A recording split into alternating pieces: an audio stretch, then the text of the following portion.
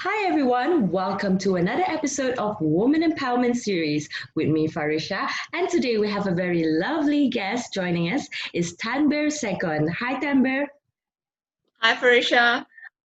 how are you? I'm good. I'm good. How are you? I'm good, thank you. And it's an honor to have you in Woman Empowerment Series. And this is a series where I showcase amazing and wonderful ladies in Malaysia. So Thanbeer, can you share with us more about yourself? I am a senior educator, actually a teacher now at a high school in Kuala Lumpur, Mm-hmm. where I teach English language. Mm-hmm. But I've also do other things. For example, I was involved in making videos with TV Pendidikan. I'm also a member of the advisory board of a conference, internationally known conference body, Bad Asia, and I'm very active with the Interact Club of my school, where we do fun projects whilst learning English. Mm-hmm. Okay. And why are you so passionate in your line of work as a teacher? And can you share with us also on your career achievement and the most memorable moment in your career? Um, all right. I actually never thought I would become a teacher when I was much younger. I've Mm-hmm. always inspired to have to be in the corporate world. Um, but somehow it chose me. I was offered a scholarship to do teaching. It was a training in program in Malaysia with a university in the United Kingdom. Mm-hmm. Um, and somewhere along the way, I realized that I was just meant to be an educationist uh, because it really empowers me to be able to make change in somebody's life. And when after many years, when students come up to me and tell me, teacher, I thank you so much for this and thank you so much for that, and your eyes well up, like, okay, I've made a difference in somebody's life. And then when you go back to teach again, you are more inspired, and you tell yourself, I'm doing something right here. um, I don't know if the public understands what I'm doing or they appreciate what I'm doing as a teacher, but I know I'm making a difference because these students are keeping in touch with me. They're saying thank you. Uh, so that's very, very enriching and motivating. Highlights in my career. Okay. I think when the moment I decided after 8 years of teaching, I told myself I want to learn more in the area of education. It's just not teaching I want to do.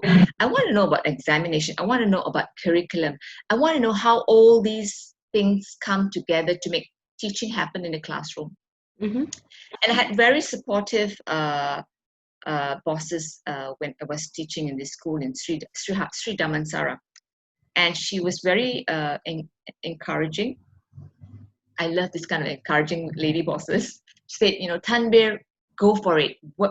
I filled up a lot of forms, and she told me, come, I'll sign. And she wrote lovely reports about me. And again, I became very motivated when your boss writes, uh, what you have done and appreciates it.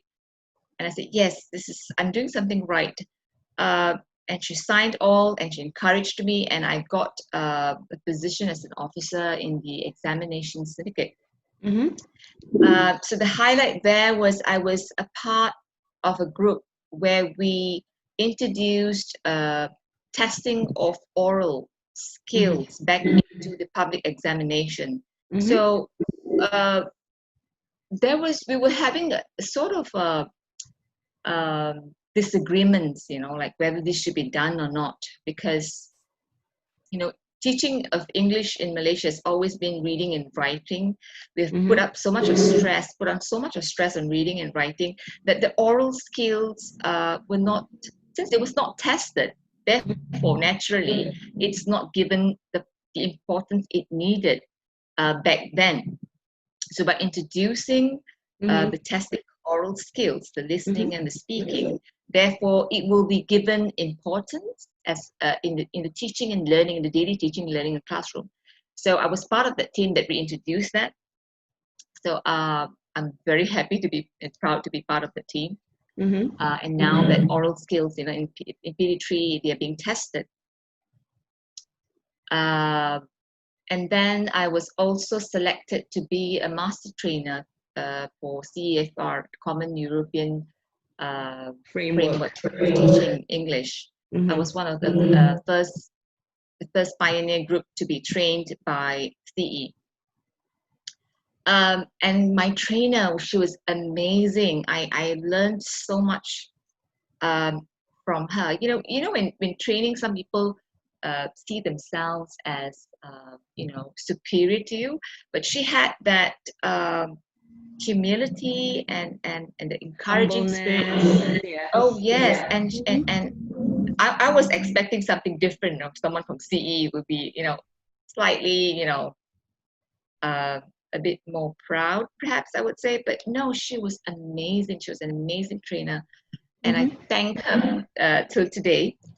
And I picked up so much about training other teachers from her, because when I went back to train other teachers, I could do it very well, and I learned so much from that. So yes, being a master trainer for CEFR was one of the highlights as well. And another highlight of my career would be I decided to come back to school because of personal reasons. I wanted to have another child, so I had to come back to school. Something that where I wasn't so much involved in traveling. I couldn't have a job that was traveling too much. So I decided to come back to school. And when I came back to school, I was given to become the teacher advisor of Interact Club. It was supposedly a club that no teacher wanted to take. It was passed on from one teacher to the next. Every year it had a new teacher. And I was very worried, it's like, there must be something wrong with this club for it to be passed on every year to another teacher. And it fell on my laps. So initially, I was very worried. I was very careful with how I dealt with the students because Interact Club, it's very happening. They have very futuristic ideas. They're not accepted by some traditional groups of teaching in Malaysia. So that was a real challenge. And then I met somebody from Rotary Club, Bukit Kiara, Mr. Anthony. And I think he changed my perception of how I should handle all this negativity that's surrounding the existence of this club in the school. And from 2016, I joined the school in 2015. So 2016 until today, 2019, the Interact Club of the school has been the most active club every year. We win a certificate. So yeah, that's an achievement. And every year we raise funds, except for this year, we haven't raised so much because of COVID-19. Yes, every year we raise funds and we give back to the society. We give back to an organization. For example, 2018, we raised funds for Mercy. Last year, we raised funds for the organization, Malaysian Association for the Blind. MEB. We invite them to school. We ask them to give a talk. So it's a blind man coming to school, giving them a talk, showing them Braille, showing them how they see time. It's a special watch for the blind, getting a feel of that typewriter, getting a feel of Braille. So it makes learning more authentic. Meeting people from these organizations, from Mercy, from the blind, and it's really motivating. So my students, when they meet such people, and then we also visited the Association for the Blind as our after exams program. So it creates empathy in them. So education is just not about the teaching and learning in the classroom is just not content. It's also creating empathy and this giving back, the spirit of giving back. Giving And I back. think that's what keeps them so motivated, because it makes life meaningful. So yeah, I am from when I was given this duty, this responsibility, from that being a very apprehensive and very cautious, I've owned it now, and I'm very grateful that it was given to me, because from a very scary beginning, I was able to overcome that fear and make something out of it for myself and for my students. Yeah. Wow, that is a very inspiring story, Thanbeer. The fact that you open up the eyes of your student to see another world, like for example, visiting the MAB, Malaysia Association for the Blind, and also Mercy Malaysia, for them to practice compassion, to have the humility and humbleness and also empathy within them, and to show them that okay, the world is so much more, and this is the best time to educate the students from young, so that they appreciate, and then later on when they are when they finish school and to university, they will become a humble and empathetic human being, and they respect other people. Yes, Mhm. and as the saying goes, it takes a whole village to educate a child. Mhm. And I couldn't have done it alone without the help of from the encouragement and support of the school management, from the support of Rotary Club, Bukit Kiara, Mr. Anthony, Mhm. and so many other people who helped along the way. So school is an institution that needs everybody's support. Everybody has to play its role for this kind of beautiful, meaningful things to happen. So if anyone in the audience, or whoever's watching this, if you could help a school or organization that comes, a school club that Mhm. comes to you for help, please, it's a very motivating experience for the students, because in my classroom, I'll get students to write an email to an organization, asking for example, I did a toilet campaign before, and we were I told my students to write emails to soap companies to ask them to donate hand wash soap. This came after a trip to Japan, when my students realized, oh my God, the toilets in Japan are so clean. Why can't Malaysian toilets be as clean? I said, it starts from you. It starts from you and me.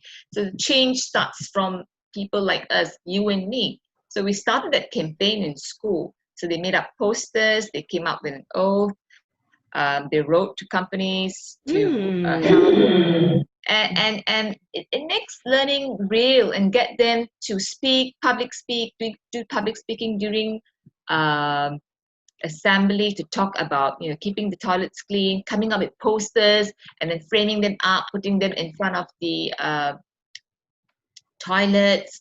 They even did a presentation. It came up with videos as well. Students these days just love videos, and they came up with a video on keeping the toilets clean, where we shared. My school is fantastic. We have a WhatsApp group for the whole school. Each class has a WhatsApp group, so we shared the videos with all uh, with the whole school, to get students to keep the toilets clean. That's fantastic. Well done, Tambir. Thank you, Prisha. Yeah. Once again, it takes a village to do all this. Okay, fantastic. Okay, moving on to the next question. Who are your woman idol in Malaysia and also internationally? Oh, plenty. I love to read about other um, women in Malaysia. In Malaysia, I simply admire Tun Dr. Siti Hasma. I admire different women for different things. I admire her for her patience, for her her softness, because it's not easy to give up your career and to play important role in the background. Dr. Mahathir is very lucky to have her.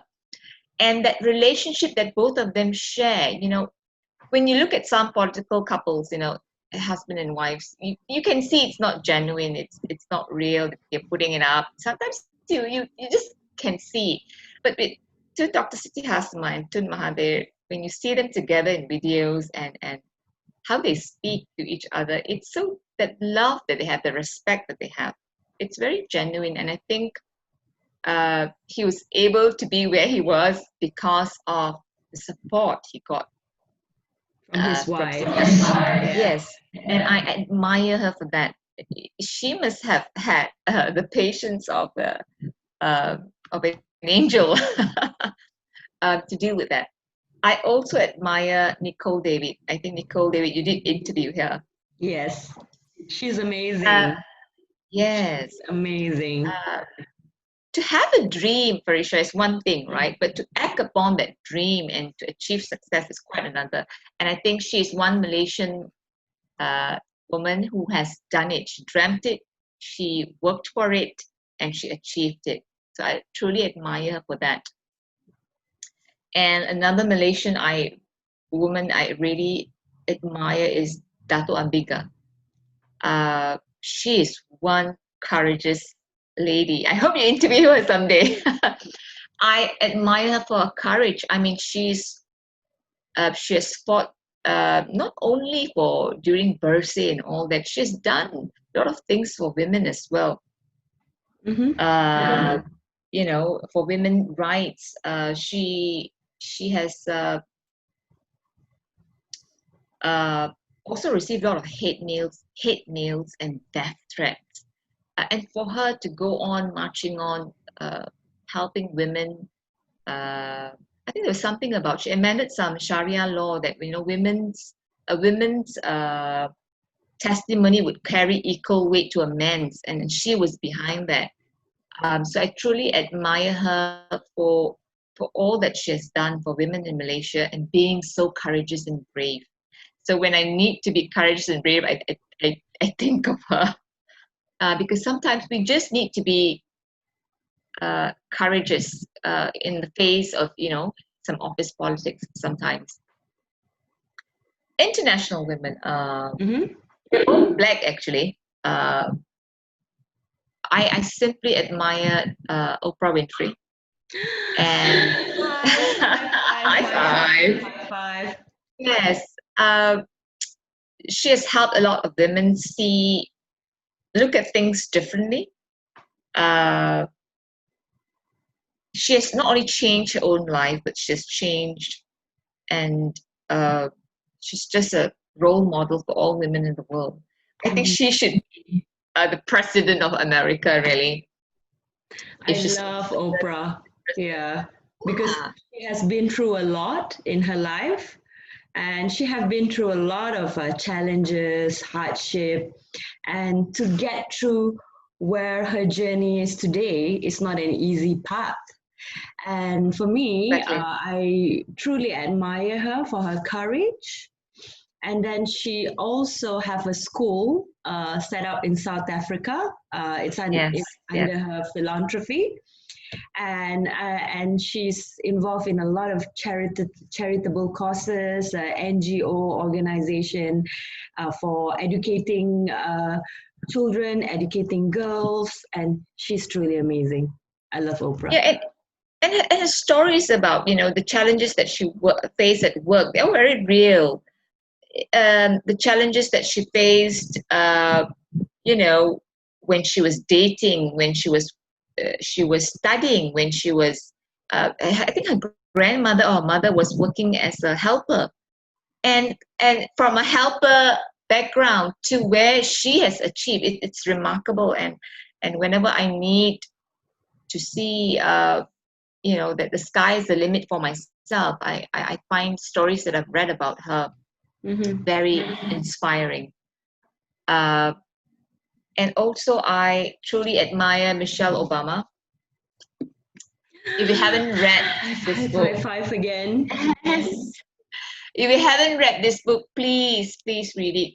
And if you have read it, please recommend it to others. We need to spread the word. From a very simple background, living in a very small house, achieving to going to university, the dream to become a lawyer, the journey she went through, the kinds of I still remember that one part where she tells the school counselor she wants to go to Stanford, I think.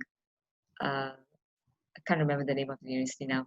And the counselor says, I think you are dreaming too. Your dream is too big. It's above you, kind of thing. And I thought that was one of the worst things an educator can do, because being a teacher myself, I will never dream of saying something like that to my student. And she was very demotivated when the educator, her teacher, I think the school counselor, told her that you I think you're aiming too high. You have to set your goal lower. I can't imagine an educator saying that to a student. That must be devastating to her. And I think I watched an interview about this on YouTube, and she says she's still salty about it.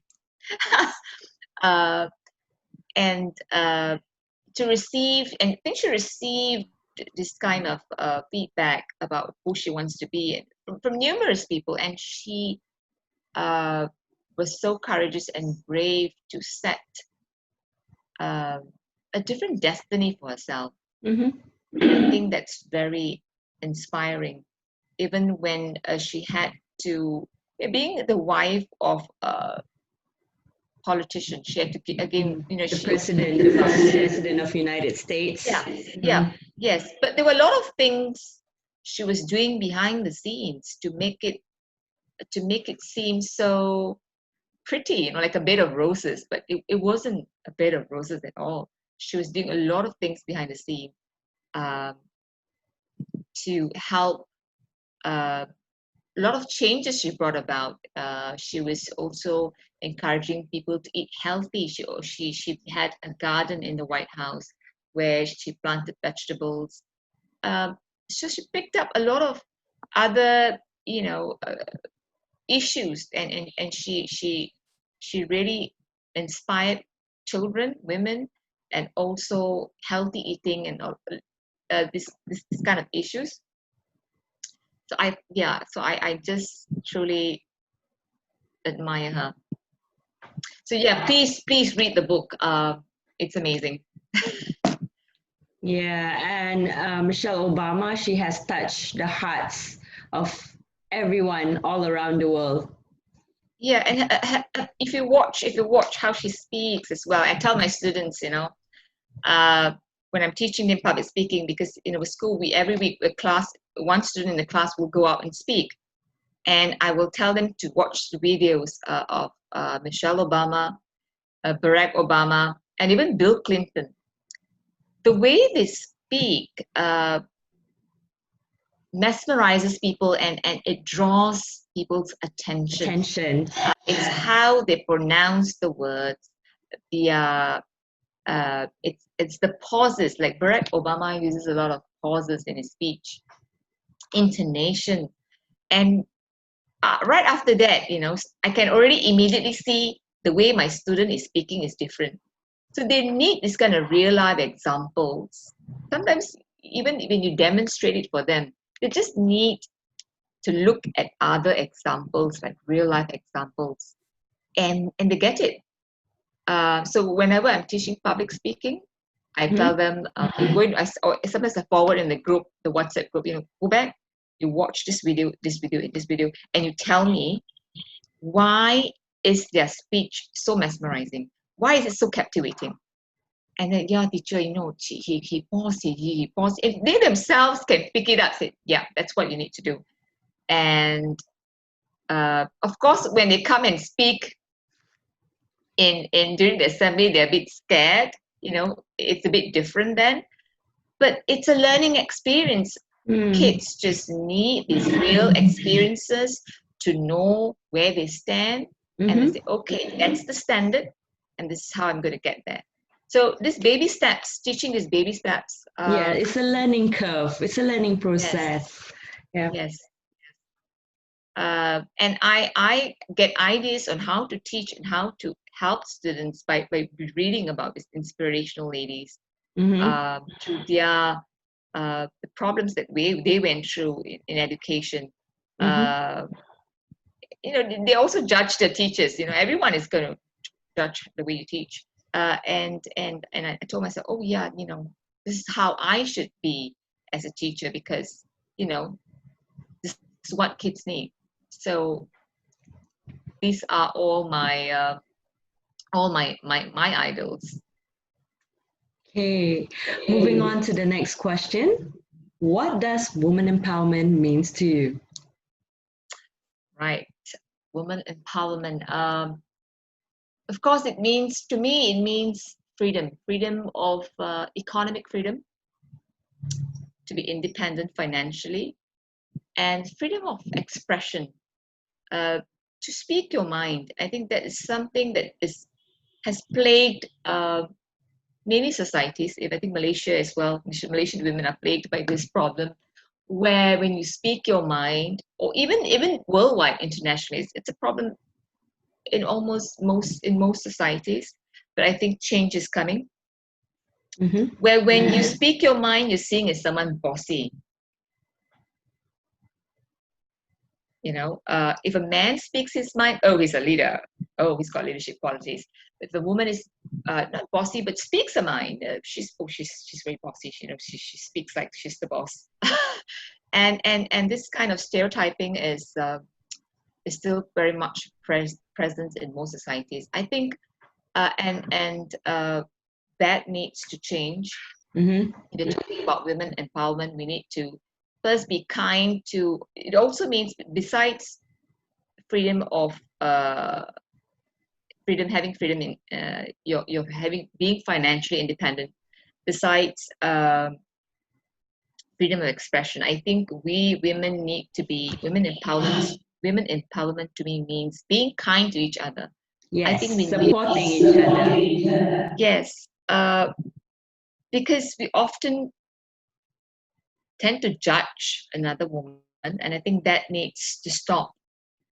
We need to accept our girlfriends and women as they are. If she likes to wear makeup, for example, I have a friend who loves to dress up. She loves fancy things. She loves jewelry, and she spends her money on these kind of things. So you will get some women in the office judging her. And I don't like that. Why can't you just admire her and enjoy something beautiful that's walking in front of you? Um, so I think we need to stop doing that. If somebody likes dressing up, let her be. Enjoy that. We all enjoy looking at beautiful things. Enjoy, admire, and tell her, Tina, you look beautiful today. I love your top. Why can't we do that instead of wasting your precious energy on envy? And envy is not going to get you anywhere. It's just going to make you depressed and unhappy. I think we should be kind to ourselves, be happy for each other. Mm-hmm. And I think women empowerment also means, if she has reached that level, Mm-hmm. I'm going to pray to God that I am also able to reach that level, instead of being envious and Yes.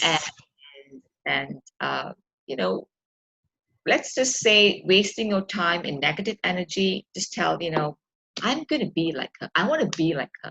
I'm going to talk to her and see how I can be like her. Be positive in that way. And I think this needs to be taught to our young ladies, uh, to our students in school, to our children, our daughters. Uh, don't waste your time in envy. Mm-hmm. Inspire, and if you want to pray something good, like, God, I want to be like that. Please help me be like that. I'm going to find out how to be like that. So yeah, that's what it means to me. Being Mm-hmm. who you are, just being Mm-hmm. comfortable in your own skin, Mm-hmm. um, being financially independent, finding ways how you can be financially independent, and to be able to express yourself. And to enable to express yourself, firstly, we need to stop judging other women. We need to be kind to one another. Yes, yes. And I think that really has to come true. And that needs Mm-hmm. to be thought and talked about openly. Instead of meeting up and gossiping about others, let's meet up and talk about books. Let's talk about worldly things. I Mm-hmm. mean, if you talk about equality with men and all that, let's do what the men do too. They don't talk and sit down and gossip about other men. They Mm-hmm. talk about worldly things, and we should start uh, doing that as well. Mm-hmm. And for me, woman empowerment means that for us to, eliminate the jealousy, no hatred, no jealousy. We can all, support, motivate, and empower one another. And together we become stronger.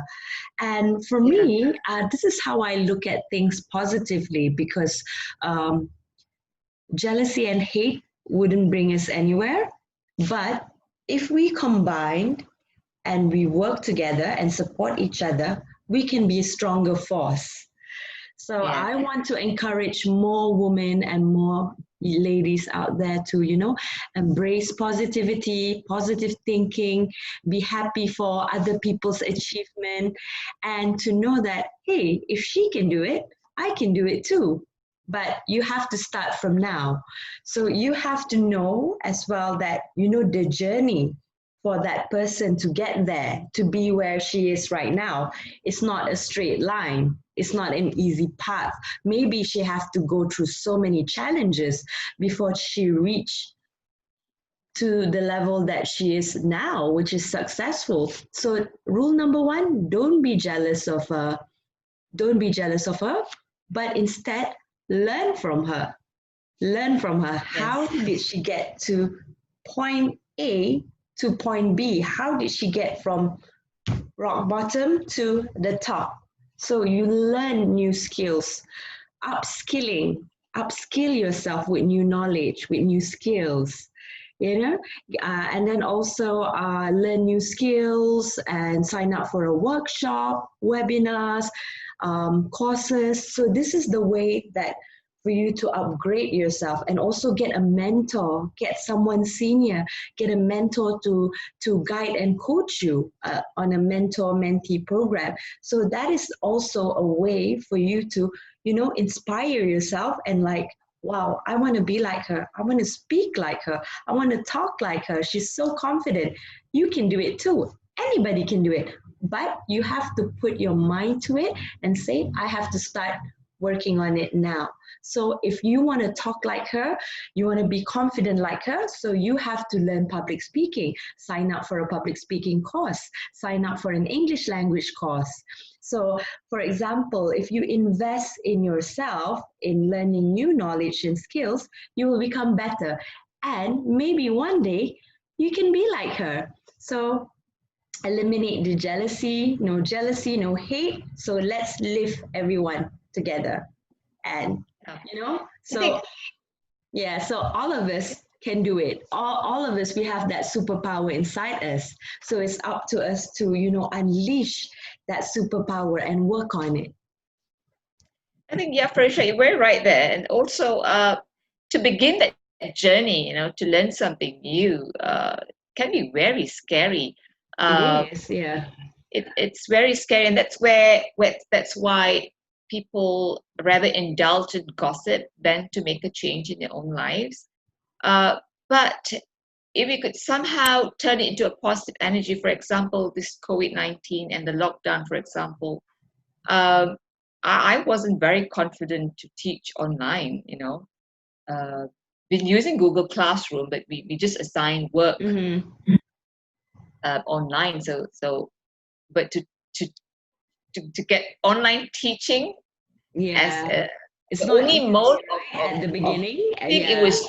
it was scary for Isha. It was It very was new scary. for you. Yeah. Exactly, it was something very new, and then I was getting anxious and worried. I'm like, what is happening to me? Why am I so tensed? Um, and I realized because I have to learn something new now, and it's very Mm-hmm. scary. And I told myself, learned so many new things. This is just another journey, and I had to Step break outside it of your down comfort into zone. Yeah.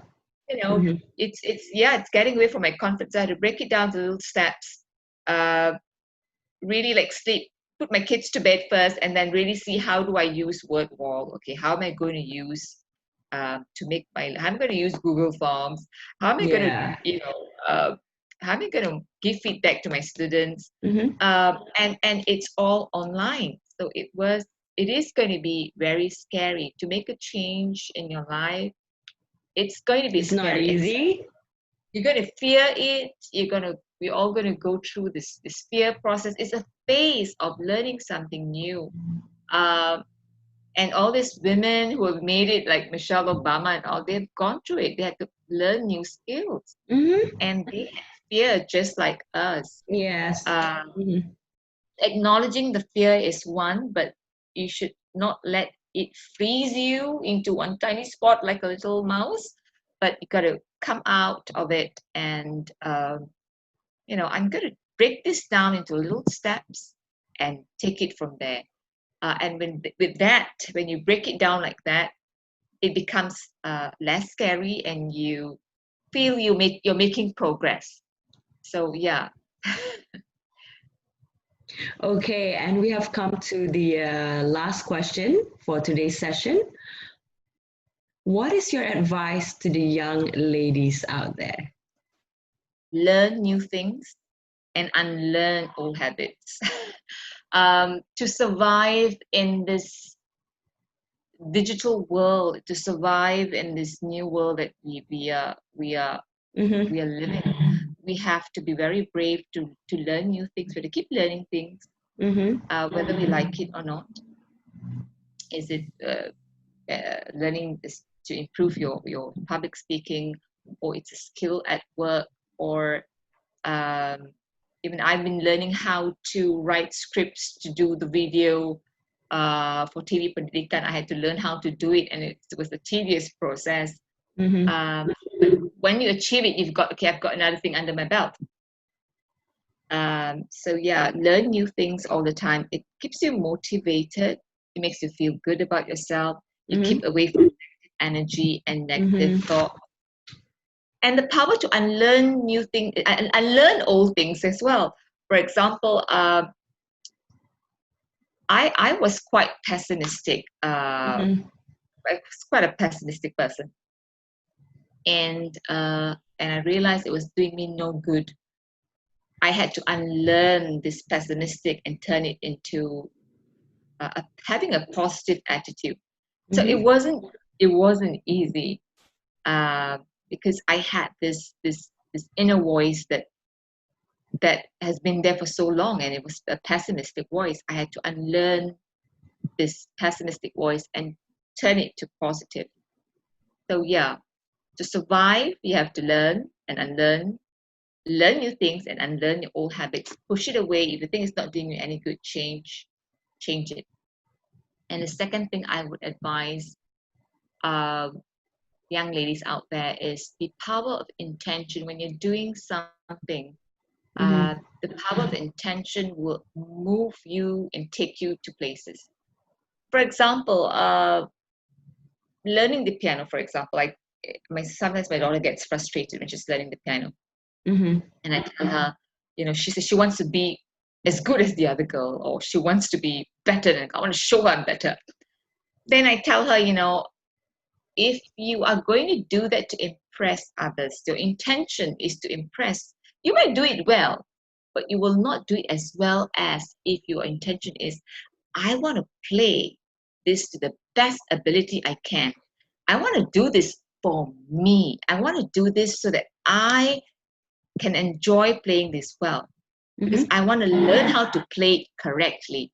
Or the intention of, let's say, we do all this charity uh, activities in school. If I tell my students, you're going to do this for the name of it, you will do it, but you will not get much out of it. But if you're going to do, I'm going to have, like, we have an International Understanding Day every year, Mm-hmm. and we draw like 100 people. We Mm-hmm. sell 6, 7 tickets, which is quite an accomplishment for secondary school. Mm-hmm. Uh, but if you do it, I want to sell these tickets because I want to We want to raise as much money as we can to give the blind. If you do it with that intention in your heart, things will just move towards achieving that goal. Things will be different because your intention isn't a selfish one. It's to help others. So I Your really intention believe is in the power of pure. intention. Yeah. And Mm. even when I was doing this, writing the scripts for TV Pendidikan, I was telling myself, oh my God, what have I got myself into? There's so much to do. And then tell myself, this is just too much. This is too much. I can't do my online classes. And then we got to cook, take care of the kids, and there's so much going on. And I told myself, why am I doing this? There are kids in some corners of Malaysia who have no access to internet, but they have Mm-hmm. access to TV. Okay, I'm Mm-hmm. going to think about these kids. At least they have the TV. When they Mm-hmm. watch these programs on TV, it will help them to learn something. I'm going to do this for these kids who have no internet, no access to internet, who have no Mm-hmm. smartphones. Hopefully, they have a TV in the house. And because it was channeled, you can see it over RTM1. Uh, and thinking of that, I pushed myself to do it. And I truly believe in the power of intention. If you think that something is stopping you, you think it's too troublesome, think of why you're doing it. Yeah. Look at the bigger picture. How is it going to help you and others? And things just tend to move uh, easily. And you are able to somehow surmount all the obstacles that come your way, and you're able to do it. It will take you longer because I had friends who are um, single and who could do it faster. I was like, oh, she's done it. I haven't. I said, never mind. I'll get there at a slower pace, at my own pace, at my own, space, whatever I can do it, I will do it at my own pace, but I will get there. And with that kind of intention, when you have, Mm-hmm. it really makes a difference. So that's my second advice. My third Okay. would be Mm-hmm. be grateful. Yes. Uh, this something that there's a saying about being grateful. But I can't remember the whole quote, but I always tell myself that being grateful is important. A single grateful thought toward heaven is the most perfect prayer. This is a quote that a friend shared with me, and it stayed on with me, and it has an impact on me. Whenever I think of this quote, I think of my friend. Mm-hmm. Uh, and it has such a powerful meaning that sometimes we feel that we have to pray and pray and pray, Mm-hmm. but we forget that we have to be grateful for the things that we have in our lives, grateful for the people who have helped us in our lives. Mm-hmm. So having being grateful for what you have uh, will just attract more positivity into your life. So I would advise young ladies, sometimes they complain, I'm not pretty enough, I'm not tall enough, I don't have this, I don't have that. I always remind my daughter and my students, uh, you know, be grateful, darling, be grateful. Life could have been worse. Mm-hmm. And with that, you stop concentrating on the negative things and concentrate on uh, The positive. positive. And another thing a friend has taught me is, it is be friends with everyone. With old, with young, be friends with everyone because you don't know what the other person's going to share with you, and it's going to stay with your life. Uh, so my friend also told me, when you talk to somebody, talk to this person as your equal. Do not feel that this person is inferior or this person is superior. So when you talk to people, because I really encourage everyone to make friends, talk to people, old, young, talk to them, because there's so much you can share about life. And when you talk to them as an equal, because um, it will make you feel, you will come across as a humble and pleasant person. And you also feel good about yourself, because you're not seeing that person as inferior, or you're not seeing this person as so superior, and you're Mm-hmm. able to have a conversation very comfortably. And it's very important to be confident of yourself, and to be comfortable and at ease with who you are. And in order to do that, you need to talk to this person, to other people as an equal, uh, someone as just who you are, and that makes a difference. Okay, Thanbeer, thank you so much for sharing your wisdom, your career journey, your career aspiration, and also your advice. And I hope for those of you who are watching this video, I hope you are inspired and also motivated by Thanbeer. And if you would like to follow Thanbeer online, you can follow her on LinkedIn, on Thanbeer's LinkedIn. She's happy to be connected, and feel free to message her online on LinkedIn. Yeah, that would be great. Please, Yeah. let's get connected. If we could do anything together uh, for education, for learning, for any projects. Mm-hmm. Thank And you, for Farisha. You're most welcome. And for any companies and organization who would like to be connected to Thanbeer, to be involved in school projects or corporate social responsibility, CSR, feel free to reach out to Thanbeer on her LinkedIn. It'll be wonderful. Thank you so much again, Farisha. You're most welcome.